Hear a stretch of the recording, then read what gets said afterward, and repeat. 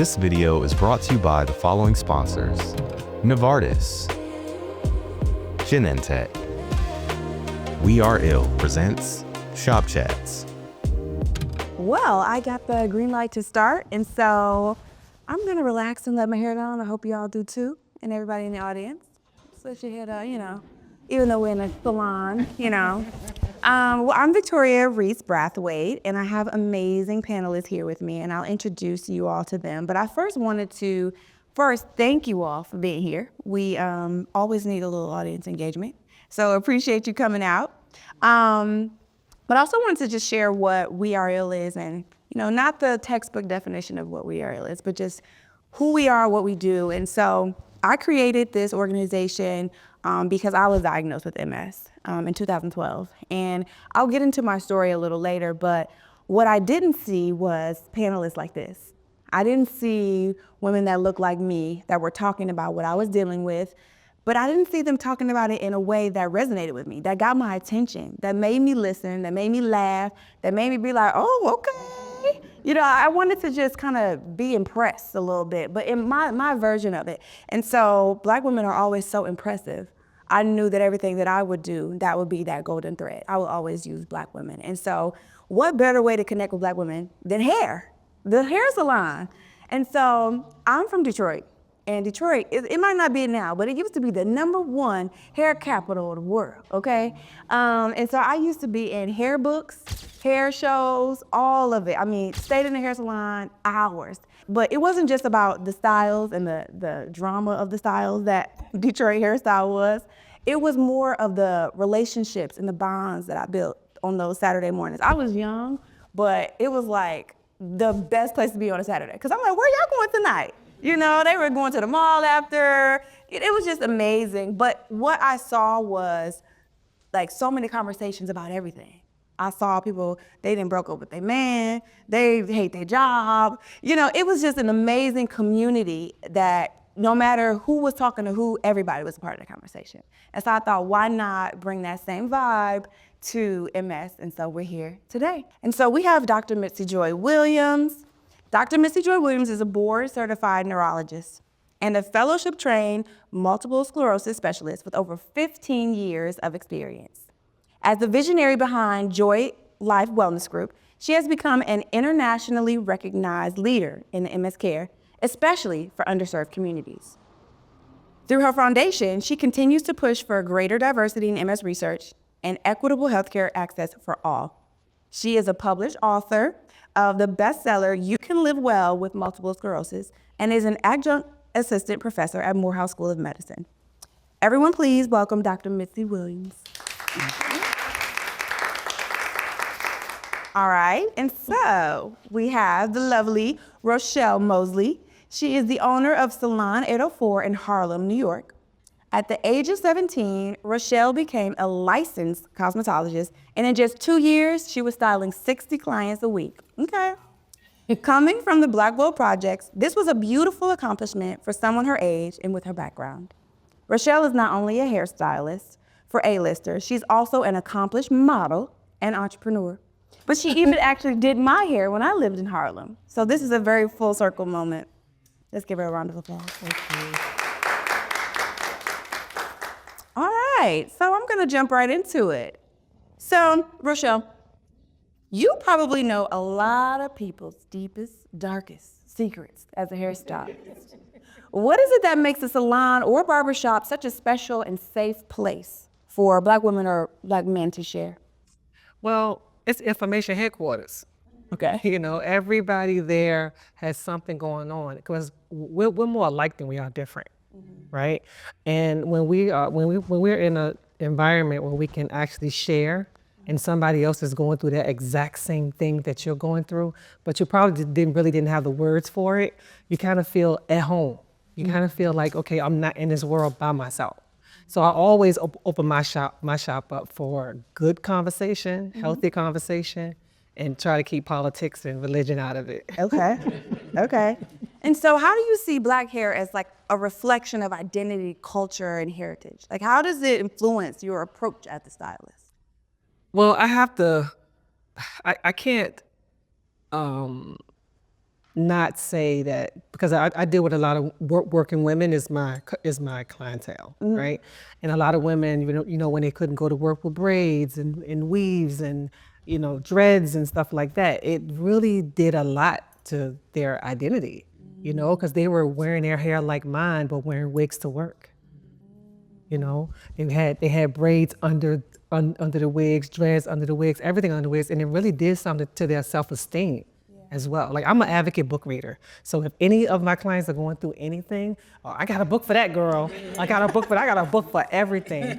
And so they love that about me. So I do try to keep myself well educated so that I can inform the best I can. Okay. So you are informing and styling. Yes. Love that. We'll get to that.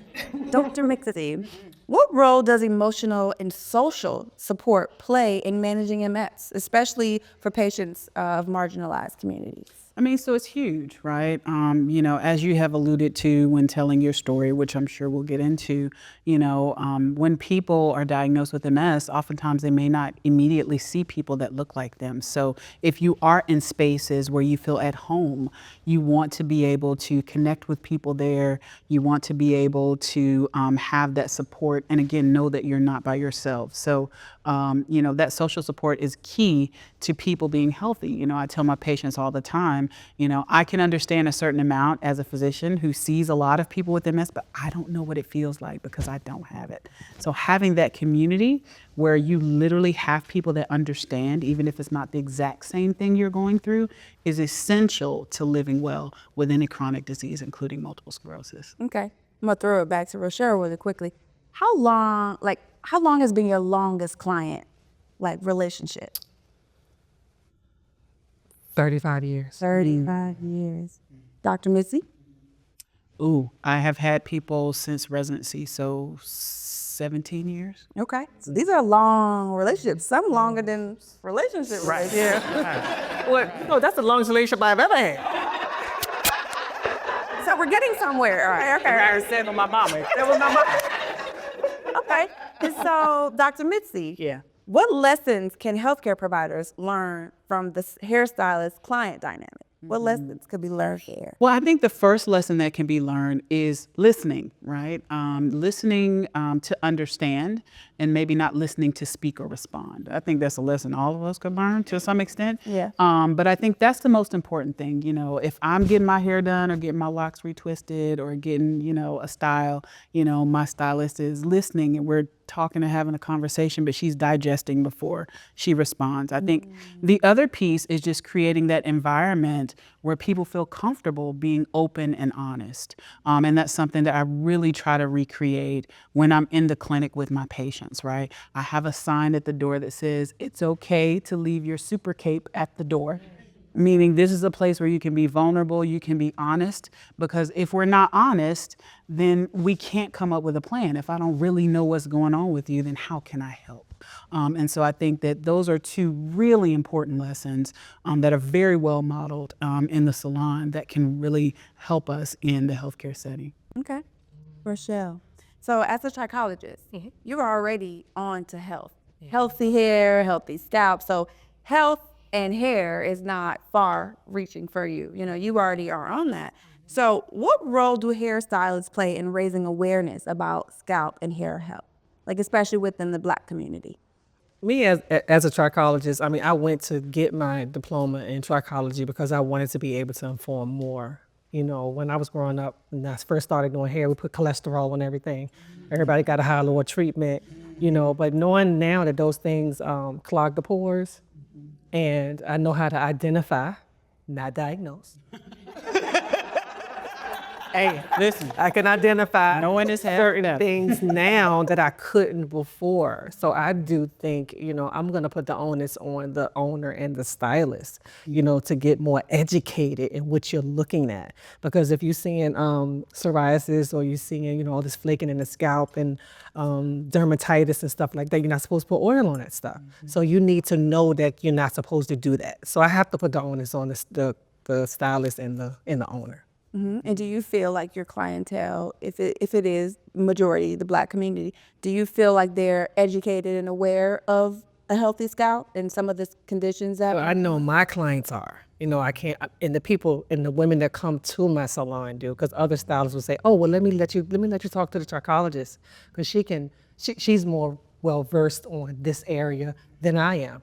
And that's, if you have a stylist that is willing to refer you to someone else that's well versed on whatever situation that you're having with your scalp, that's a really good stylist, because they're not just doing it just for the money. They're not just doing it just to see, oh, let me just put the hot oil and the cholesterol and stuff like that. That is not the diagnosis. That's not the medicine for what you need. Yeah. So when you get a stylist that want to refer you to someone like myself, or if you have an autoimmune and they want to refer you to the doctor, take it. That's the best type of stylist to have.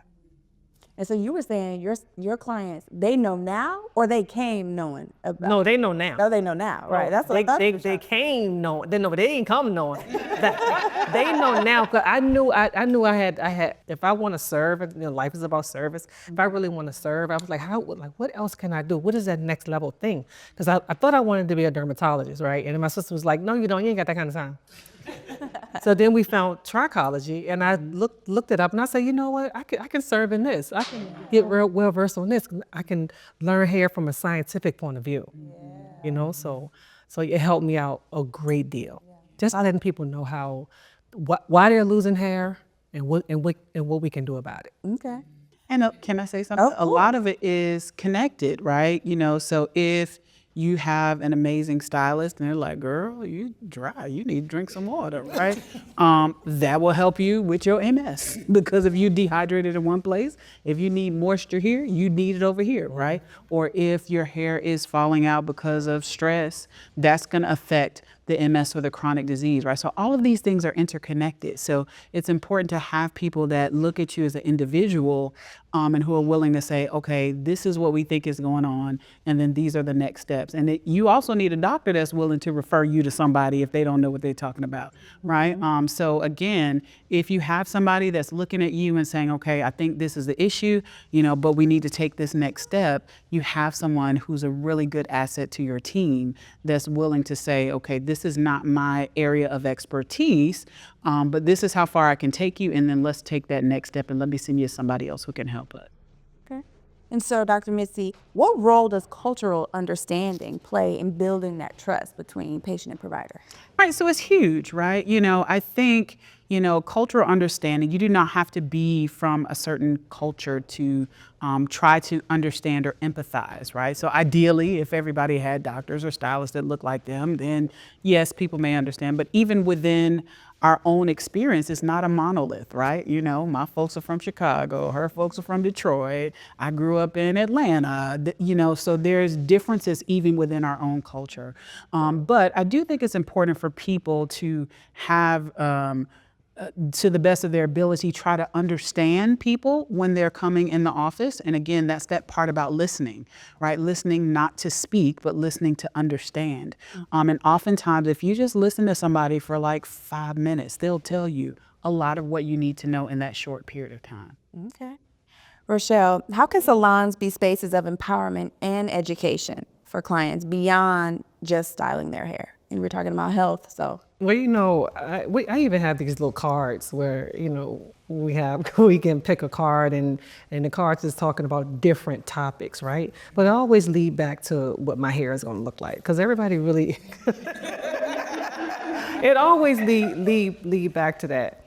And what I often ask my clients, I said, listen, especially when I'm seeing you for the first time and I don't know you, I said, so this problem you have, are you trying to cover it up? Or are you trying to embrace it?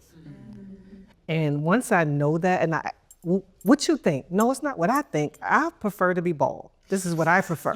But if you prefer to have long cascading hair down your back, then I need to know what kind of outcome do you want, right? And once we get there, then we can go somewhere, right? But back to the cards. The cards open up a lot of different conversations, because one card can last for hours, can last your whole visit. And you'd be surprised at how many things is going on with her and her and her. It's the same things that's going on with all of us. Yeah. We are so, I just can't stress it enough. We're so much alike. We're more alike than we are different. Yeah.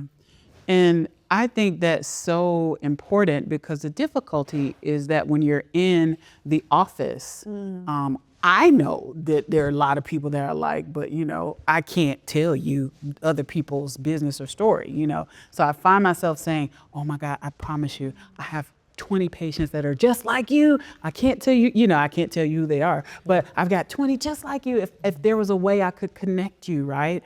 Because we can't connect you in that office setting because we want to protect your privacy. We don't want to go to jail because it's illegal.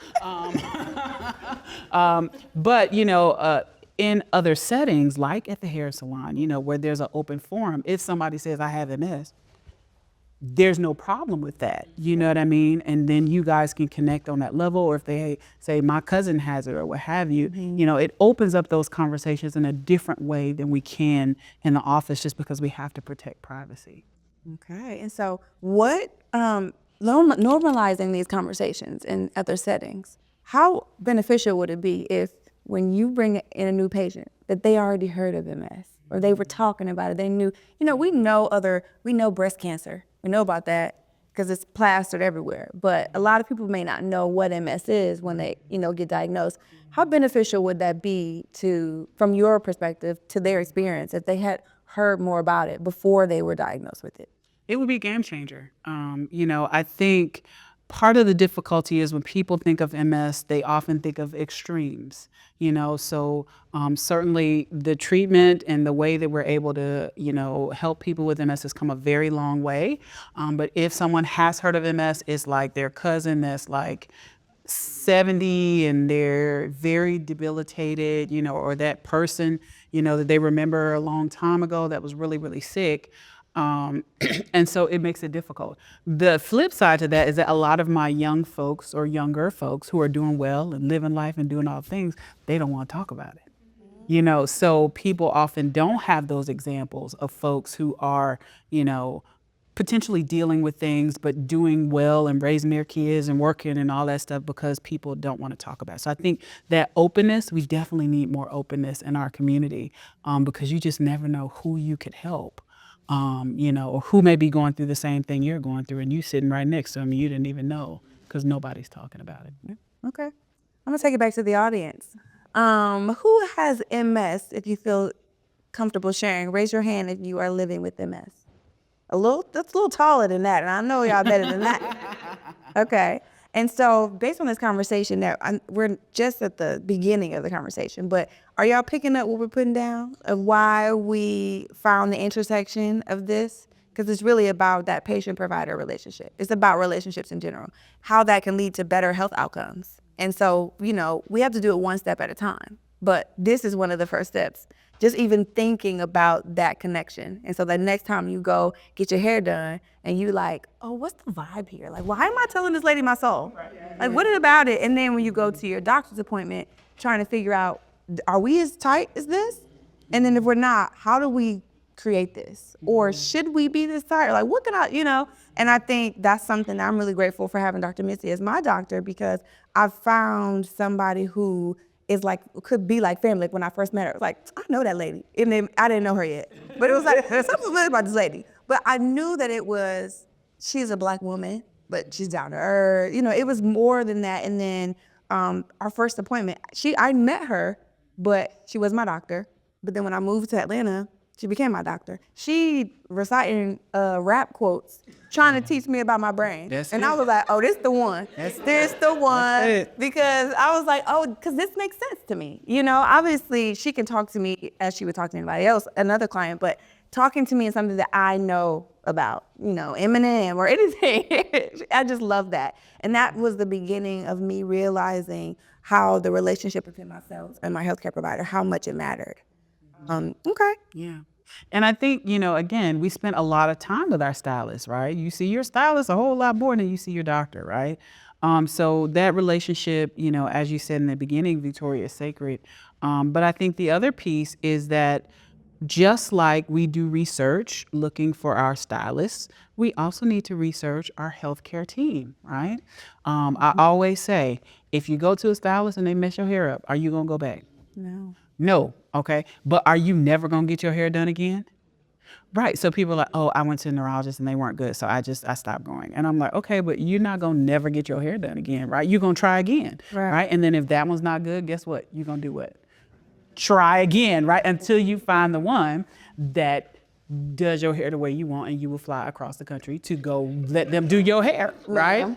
And so you will travel, right? So we travel for these other things that are absolutely important, right? But what about your health, your brain and your spine, right?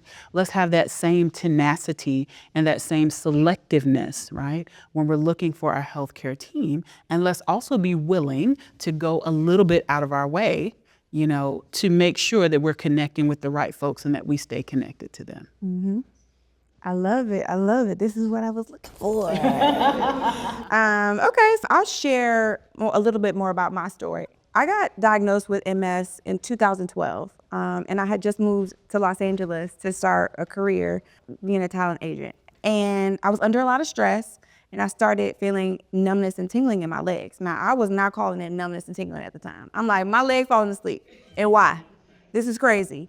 And it would stop and it would start, and it would stop and it would start, and I didn't know what was going on. And originally, I did not go to see the doctor. And so I thought I was crazy, but then I'm like, maybe I just can't wear heels. And that really broke my heart, because I love my heels.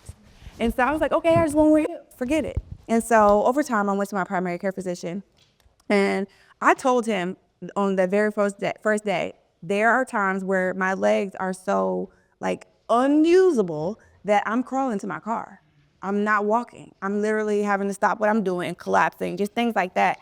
And I got an MRI. He gave me an MRI on my legs, looking for what was going on with my legs. That was the only area that I was experiencing it. So the MRI came back clear, and so he thought I was crazy. And so I was working in Beverly Hills, California. And so I'm gonna just say it again. Beverly Hills, California, and I'm from Detroit. And so you know that was culture shock for me. And he wasn't used to me in his Beverly Hills office.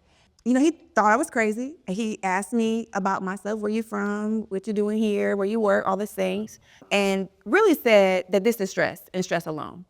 And so he prescribed me antidepressants. He didn't say, oh, you should go see a therapist because you're stressed and they should prescribe you antidepressants. He didn't say any of that. He just like, here you go, you stressed. You gonna lose your hair if you keep being stressed. And I'm like, my hair? My legs was tingling though. And so I go on about my life, but I had another flare up, and I didn't know it was a flare up, but I had more tingling and things like that. But this more recent episode was in my face. I had numbness in my face. I couldn't feel my face. And so I'd go back to him like, look, I'm now feeling tingling or numbness in my face. And so I get an MRI, and this time he finds 9 lesions on my brain. And now he says, oh, numbness and tingling, lesions, this must be MS. But he didn't forget to say that Black people don't get MS. And so he doesn't know why I have MS. And so I'm very, traumatized. I'm 25 at this time and living across the country. And this man is telling me that Black people don't get MS. And the rest is really history after that, because I was on a quest to figure out where the Black people at, and then where are the younger Black people, but also where are the stories of people who can thrive with this. That's the side of the team I'm trying to be on. Like, I'm trying to thrive. And I didn't care if I needed a mobility aid or if I needed a wheelchair at some point. I just knew that I was gonna be cute, okay? And I knew I was gonna be thriving and that I was going to be confident no matter the circumstance. And so I've been on a quest ever since. And so we're here today. And I did want to talk about or ask you, what are some of the commonly overlooked early signs of MS? I know a lot of us deal with the numbness and tingling, but then some people lose vision. And so can you share a little bit about some of the early signs? So honestly, all of them are overlooked, right? One of the difficulties with MS is that people are often young and healthy, right? They're like, oh my God, I never even had a cold before this happened. So if something is tingling and maybe it lasts for like a week or 2 weeks, you say, oh, well, I slept wrong, and it goes away. And so oftentimes when we look back, once someone has something dramatic that happens, like you can't see out of one eye, you go to the doctor, et cetera, or you can't walk. When we go back, it's like, oh, well, you know what? There was that time where, my arm was asleep for a couple weeks, or there was that time when I had this happen and they said it was sciatica, or they said it was a pinched nerve and it went away, so I never went back, or they said get an MRI. Now they had the money to get an MRI because I'm a college student, and then it went away, so I didn't go back. So I think, the key is neurologic symptoms are not normal, right? Things should not be dead. Things should not be tingling for prolonged periods of time.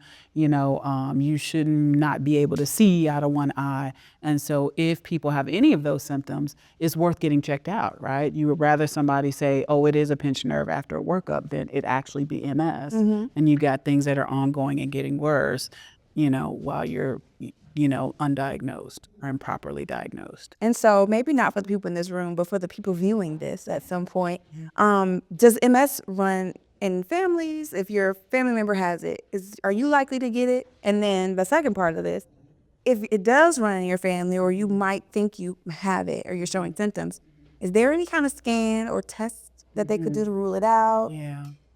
Yes. So yes and no. So it does not run in families in the same sense of what we think like sickle cell, right? With sickle cell, we know if mom has a gene, dad has a gene, we can predict 1 in 4 of the kids will have the condition. With multiple sclerosis, there are over 200 different genes and different combinations. And the truth of the matter is we don't know what most of them do. Right. So most of the genes, we don't even know what they do. Right. And so it's not a matter of people having a bad gene that you pass down to, a child or what have you. It's more of good genes and bad combinations. And it's not really predictable. Now, if you have a first degree relative, like a parent or sibling, with MS, your risk is increased, but compared to the general population, it's still really small, okay? So I usually tell people, please do not go get MRIs on all your kids after you get diagnosed, because if it's one spot there, we're gonna be looking at that spot till they're 80 and they're never gonna have a symptom and you're just gonna scare them to death, right? Yeah. So if you have a family member and you have symptoms, yes, that will prompt a workup, but do we automatically go looking for spots in everybody that we're related to? No, okay, because sometimes they may have a spot and nothing may ever come of it. So MS is the symptoms plus the MRIs. Okay, and then They're like a screening or so screening test. So there's not a screening, right? The best test we have to look at MS is MRI, again, which we do if we have a reason to do an MRI. And so there is not like a blood test or anything like that we can do to really screen for it yet. Okay. And are there any, as it relates to Black women with MS, are there any stats or statistics that should be shared that we should know about just as Black women? Yeah, well, I'm so glad. Or as a Black community? I'm so glad you asked, right? So this is my particular area of interest in research, right, is looking at MS in underserved populations, particularly the Black population. Because when I came out of school, we said MS was a disease that happened in young white women. And I started practicing in Augusta, Well, let Georgia. me pause you right there. Go ahead. When you said you got out of school, it was known as a what? White person's disease. And so could that be why my doctor told me that? Oh, that's absolutely why your doctor told you. There's still lots of people that, yes. So it is taught that, it is a disease that primarily occurs in people of Northern European descent, okay? So if you look at the worldwide statistics of MS, the highest population of people with MS is in Eastern Europe, right? So if you look at a lot of our research studies are done in Eastern Europe and the Ukraine, because there are lots of people with MS there, okay? However, when you look at the United States, the majority of folks in the US who have MS are Black. And they're primarily Black women, okay? So there has been a growing understanding that Black women get MS at higher rates, and that also there may be more severe disease in the Black population, more relapses, more disability in some people. And so are there any barriers to accessing care, like as Black women or as Black people? Are there barriers that we need to know? And if so, what are they? Barriers to care or anything like that? So yes, there are definitely barriers to care, depending on where you are in life, right? So, finances can be a barrier to care. Location can be a barrier to care.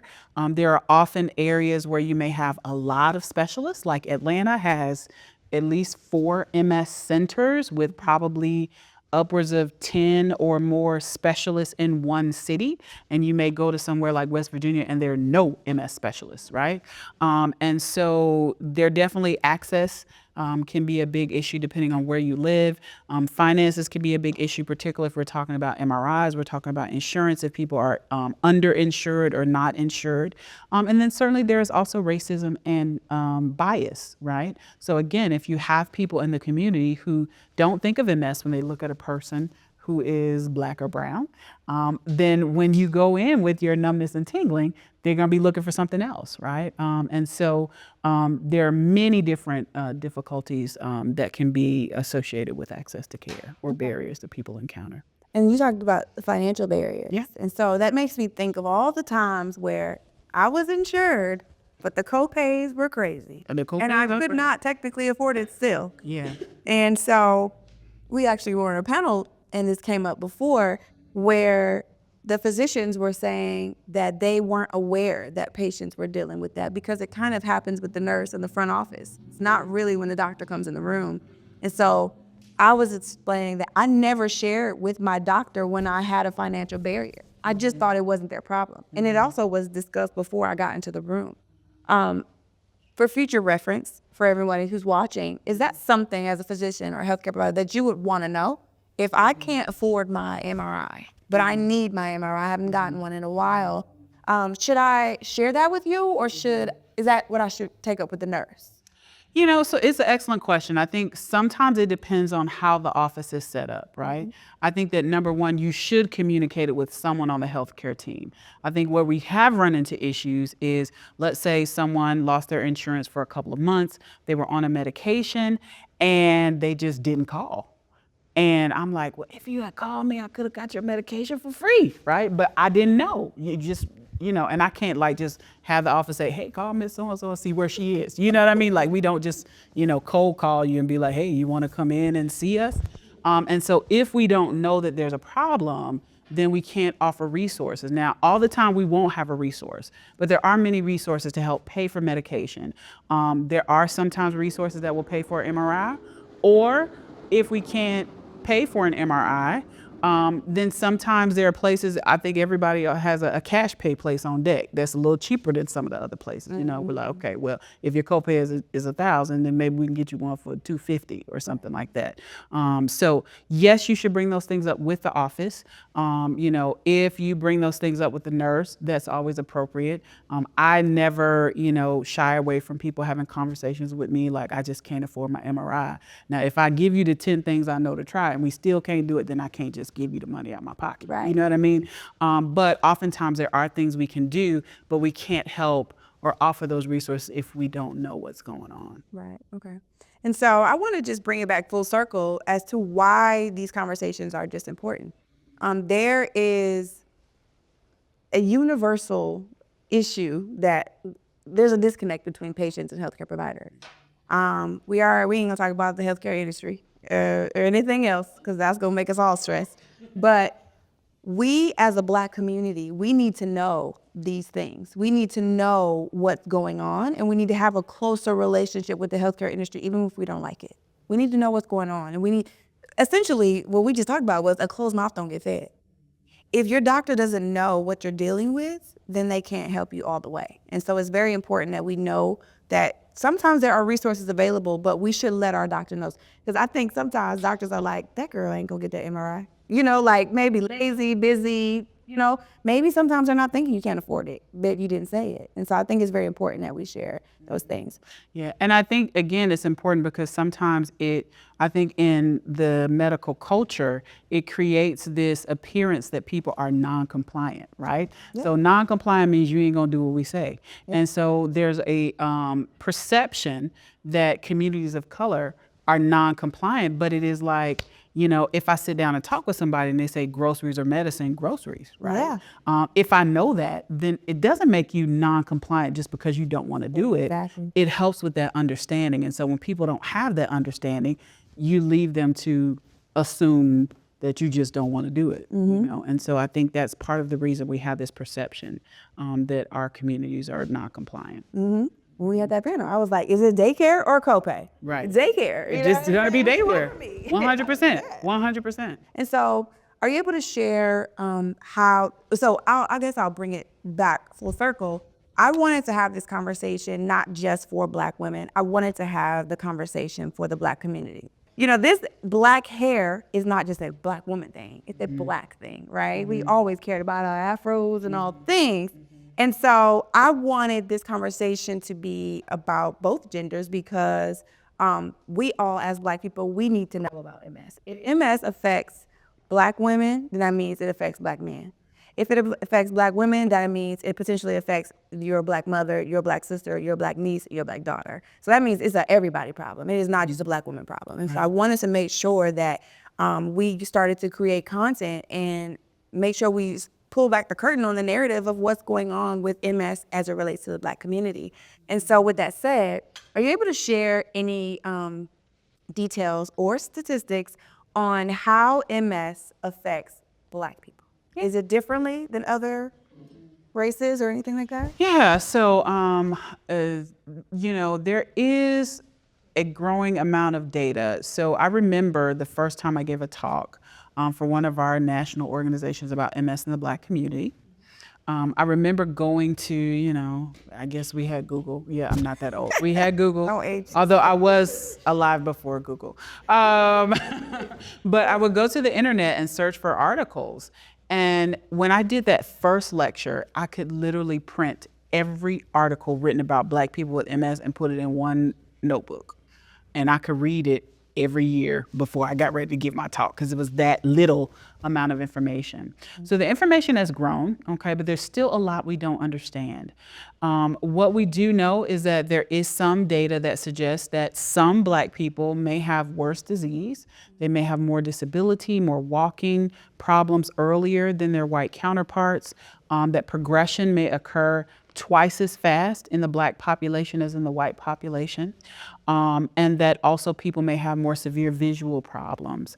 One of the difficulties with the information we have is that the best way for us to get information or data about a population is from our clinical trials. And those are the trials that are done when medications or devices are approved. Well, when you look at our clinical trial data for all of our medications and therapies for MS, which we have over 25 now, there's usually less than 2% enrollment of Black people in the whole world, right? And so it's difficult because we don't have really solid information to help us understand. The other thing that we don't have a good handle of is that much of the data about Black and African Americans comes from the States, right? And there's a lot of racism and discrimination in the States, right? So we don't know the impact of things like bias, people getting diagnosed late, people not being put on appropriate therapy. So we don't really have the information to kind of factor that in with the data we have. So we've come a long way in our understanding, but we have a lot more that we need to get to the bottom of. Oh yeah, y'all forgive me that. Y'all forgive me that. Thank you. Dr. Missy, you're not just in the office. And so because you've been such a staple and someone who's having these conversations before other people were trying to have these conversations. Right. Why is it important to have these conversations more often and normalize having these conversations? Like, you can go to a medical conference and of course the physician's gonna have the conversation, but us having this conversation, like bringing it to the kitchen table. So I think it's important to bring it to the kitchen table because many more people are affected than you know. It's kind of like when you buy a new car, right? You buy your car, you at the lot, you think you're the only person with that car. And then as soon as you take it on the road, you see 20 cars just like it in the same color, right? Matter of fact, I get confused at the grocery store because I see so many cars that look like my car, right? And so it's the same thing with MS. People are like, I don't know anybody with MS. And then when they get diagnosed, oh my God, my neighbor, the person at work, the person that lives behind me, everybody around me, right? And so I think we have to normalize the conversation because again, the symptoms can be so similar to just simple things. And we want to try to catch it as early as possible and treat people as early as possible so you can remain as normally functioning as possible. The earlier we catch it, the better. And so I think having these conversations are important because we have to normalize talking about things because we learn from each other when we talk to each other. And we have to kind of take it out, out from the shadow of shame and you know and all of that, so that everybody can help each other and learn from that knowledge. Well, I love kitchen table conversations. My family growing up, we always, for some reason, congregated. Maybe, I don't know, maybe we set it up that way, but all the conversations congregated around the kitchen table. We just naturally went there, and where two or more are gathered, then we having some good conversation. We bringing out the table talk cards, we bringing out the books, just having conversations. And you know, one of the main reasons why we're doing this, but also We Are Ill this year, we're bringing We Are Ill to places that you might not see it. You're bringing MS to places where you might not think it belongs, but this actually does fit right on in right here. We could talk about MS anywhere, and I want to normalize talking about health because it affects all of us. If you might not have an illness, but your sister does or your mom does, you're dealing with that too in a different way, but you're dealing with it too. You need to be more knowledgeable of it, maybe because you might inherit it or something like that, but also just because you're caring for that person, you love that person, you now are exposed to it more. And so it's just important to talk about healthcare. And so the same way, I don't know about y'all, but I knew about the sugar since I was 7. Who else knew about the sugar?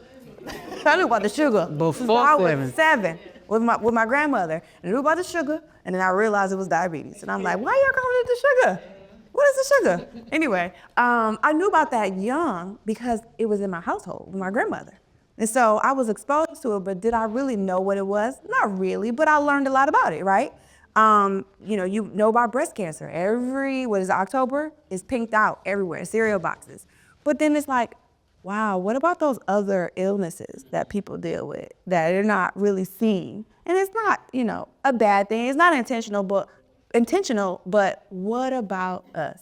And so how can we educate? Because I would have loved to know what MS was before I got a diagnosis. I did not know what it was. I think I knew, but I was like, I don't know what that is. And then when I did my first Google search, I wish I hadn't known what it was. Okay, thanks for coming back, Rochelle. Okay, and so this question is actually for you.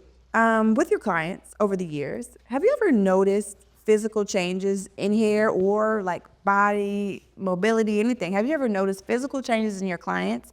And if so, how did you approach it sensitively? Did it come up? Did you let it come up? Did you bring it up? How'd that go? Well, as a trichologist now, I bring it up. Okay. And I let them know, you got a little thinning going on in the top. Mm-hmm. If it's a client that I know just been with me a long time, and I know that she's very sensitive about her hair, I'll take her to the side and have a conversation with her, or I'll call her on the phone and have a conversation with her, because some of them are so sensitive about their hair, and if you say losing one string, they just go berserk, and that makes the problem worse. Because we know stress is the #1 reason why we're losing our hair. Yeah. So I have called clients, I pulled them to the side, but I always let them know up front.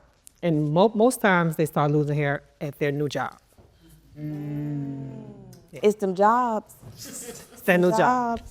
And so you mentioned hair specifically. Have you ever noticed physical, like outside of hair, physical changes with a client? And has that ever come up, even if you didn't ask? Yeah, a lot of falling.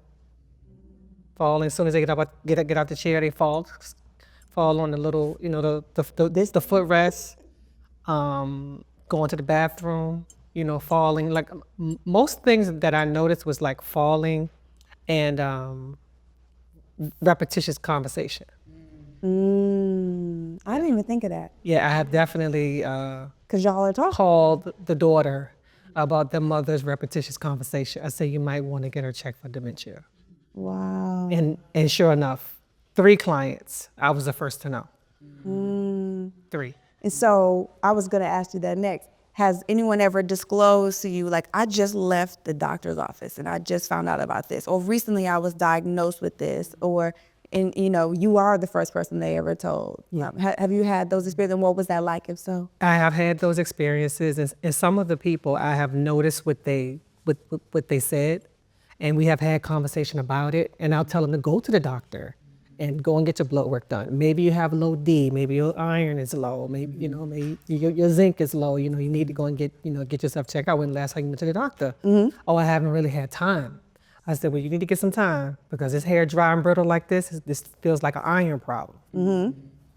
I'm not diagnosing. That's okay. Just listen. It's You just tell them what it's like to me. Yeah.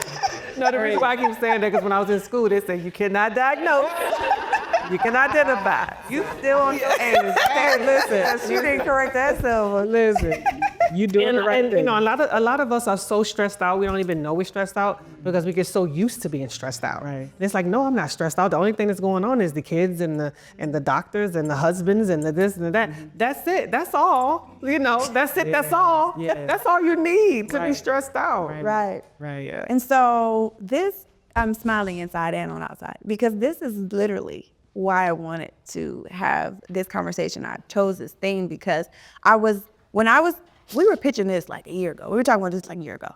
And I was like, I really want to let hairstylists know how important they are and the role that they do play and can play more of if they know more about MS and how that could drastically change. Like there's small moments where people are vulnerable with you, they share with you, and depending on whoever they're talking to, what they said, it really does change the trajectory of things. Yeah. And so that one moment when this person is in your chair or in anybody's chair and they're like, I'm not feeling well. I've been dealing with numbness and tingling in my legs. I don't know what it is, but sometimes I fall.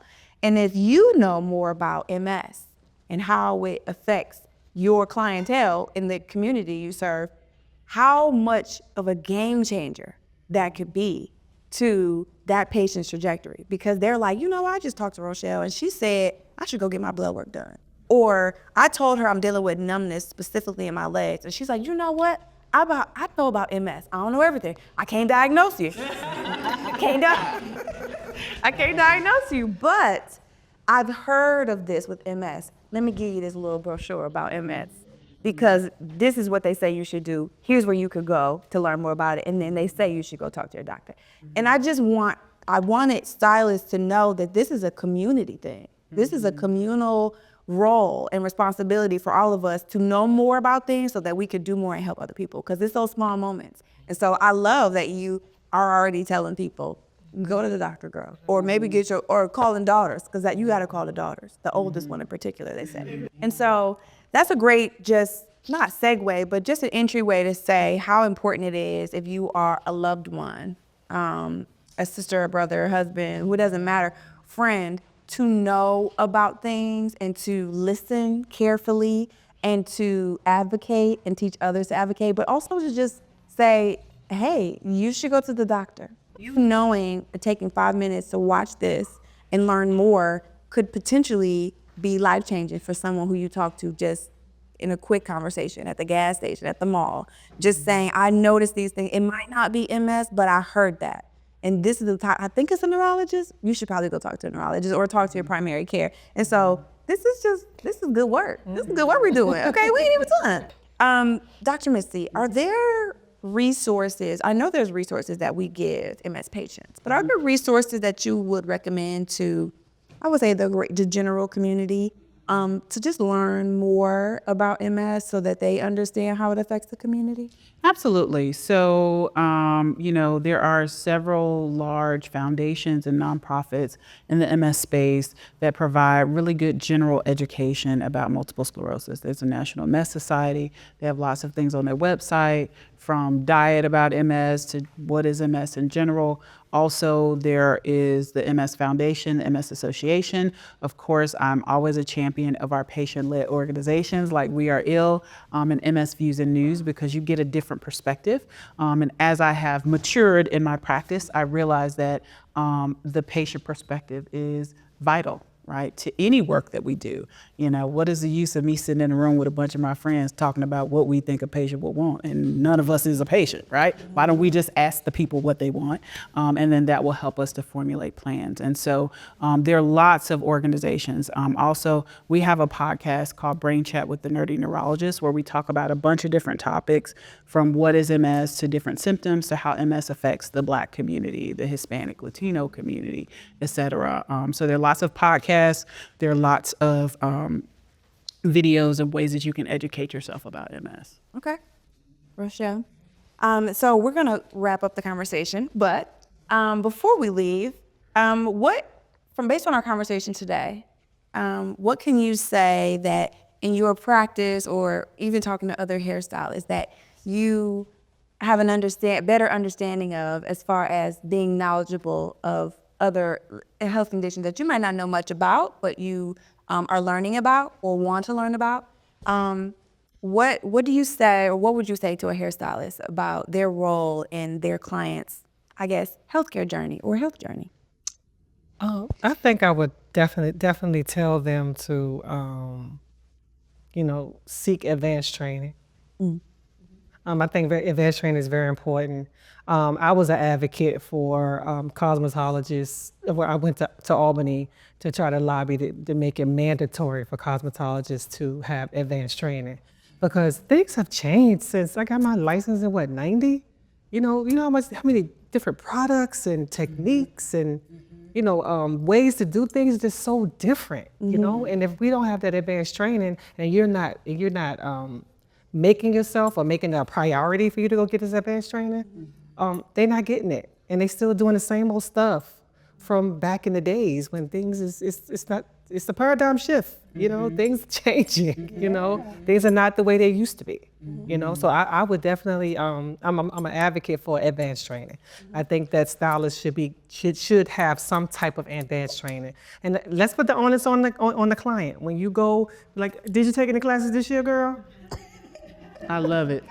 And just ask, because so many things are going on, and so many classes are going on. They can take a class like the doctor said, YouTube University is great. They can take a class anywhere, but maybe you guys should say, I was talking, this lady was talking, and she said that she thought it'd be a good idea for you to go and get some advanced training, anything, a haircutting class, a product class, a color class, anything. To open up that conversation for hair care. Okay. And so would you be open to talking about MS a little bit more? Absolutely. Your clients to bring, okay. When you called me about it, I Googled it right away. And I said, because it's a lot of different things that my clients have, and none of them told me that they had MS. So I just started reading up about it, and I was like, oh, this sounds like Miss Jones. This sounds like Miss, because they probably just don't know. Because especially you said the tingling, you can't feel your face, you can't, tingling in your legs and stuff like that. It made me think about a lot of clients, and maybe I should that I was going to bring it up to quite a few clients that they should go get certain things checked or reach out to their daughters and let them know what I have observed, right, what I have identified, Exactly. Not diagnosed. Not diagnosed over here. Well, I love that. Well, we will send you more information. Absolutely. That is a part of this initiative. We will be working with stylists to share kits that are informational about We Are Ill and MS, because we want stylists around the country to already be equipped with information just to share it. Like, hey, and just take this and read it. Somebody that you know or love might have MS or might show signs. And so we actually want to work with stylists. So stylists out there, let us know. And if y'all know any stylists that would use this or you take information, we'd love to share it as well. A lot of this is about the patient-provider relationship or hairstylist-client relationship. And the golden thread was that amazing relationship that hairstylists have and they've built with clients, and just universally built with clients, and how sometimes in healthcare, it's harder. Not for Dr. Mitzi though, but in general, it's harder. And so what advice would you give to healthcare providers about fostering that relationship? What advice would you give? Just from your perspective, not even trying to diagnose, but just from your perspective. Well, I've had doctors that wasn't good listeners. And that I felt like I was being judged. And most of the times my doctors were either Asian or white. And I just felt like I was being judged, and I felt like they didn't understand what it was I was really going through. And I would just say definitely listen more, and just not judge and understand what these people are really going through. That's why I prefer my GYN to be a woman.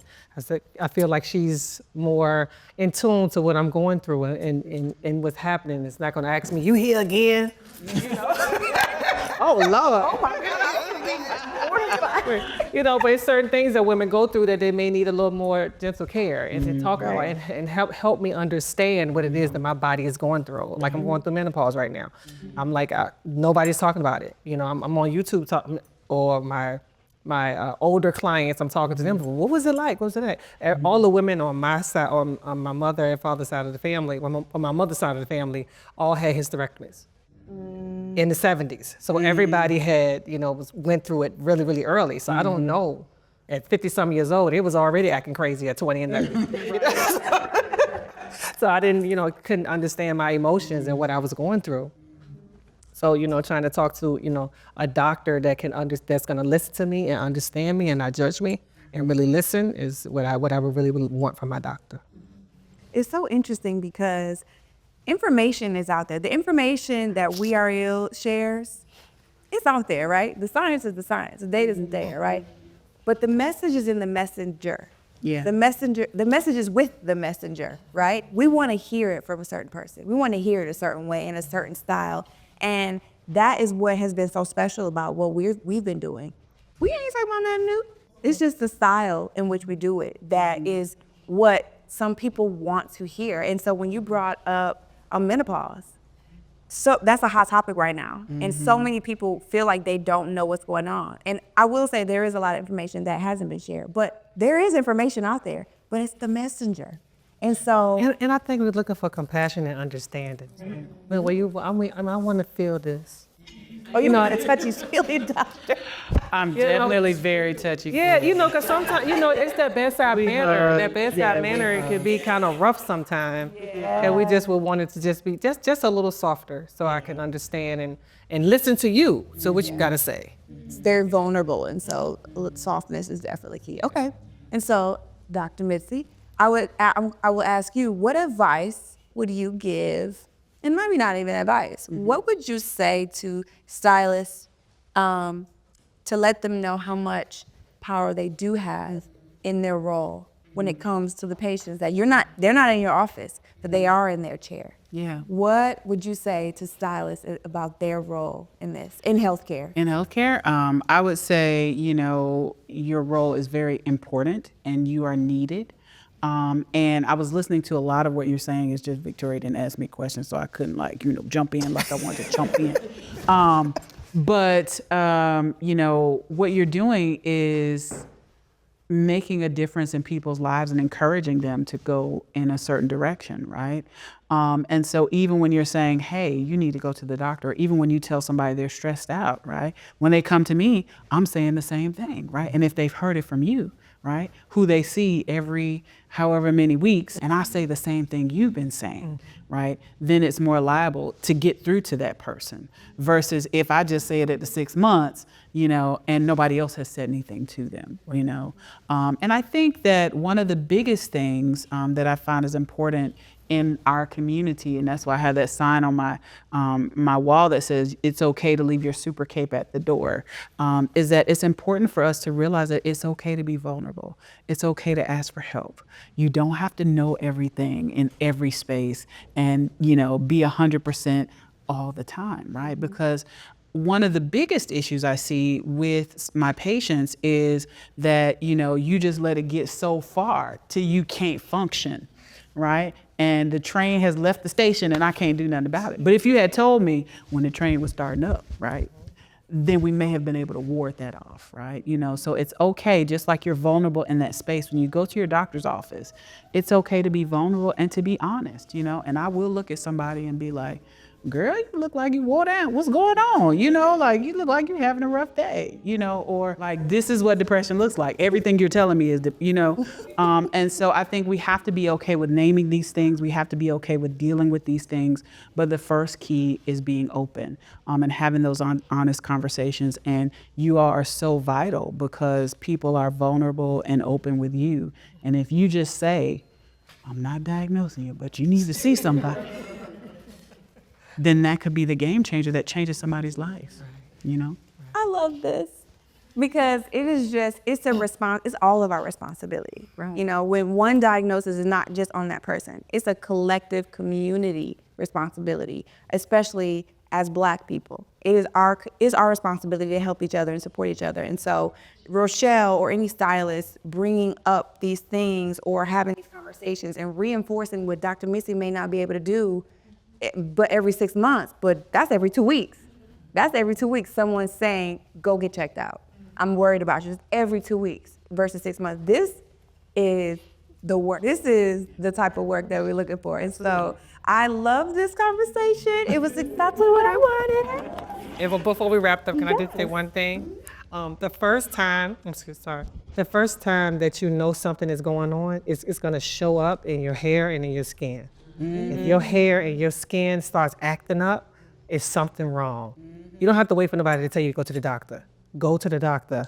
I'm losing my hair. My skin is super dry. I'm breaking out. Something is wrong. It could be stress, but it could be a number of other things. Yeah. So go get it checked out. I love that. And well, I think that's a wrap.